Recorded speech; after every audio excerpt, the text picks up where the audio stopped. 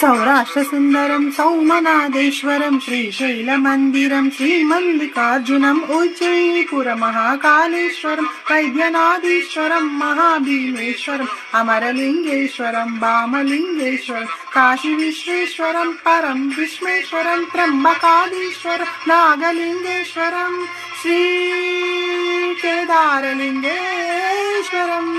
अग्निलिङ्गात्मकं ज्योतिलिङ्गात्मकं वायुलिङ्गात्मकम् आत्मलिङ्गात्मकम् अखिललिङ्गात्मकम् अग्निसोमात्मकम् अनादिम् अमेयम् अजेयम् अचिन्त्यम् अमोघम् अपूर्वम् अनन्तम् अखण्डम् अनादिम् अजेयम् अचेयम् अचिन्त्यम् अमोघम् अपूर्वम् अनन्तम् अखण्डम् धर्मपरक्षेत्र परपरं ज्योतिम् धर्मपरक्षेत्र परपरं ज्योतिम् धर्मपरक्षेत्र परपरं ज्योतिम्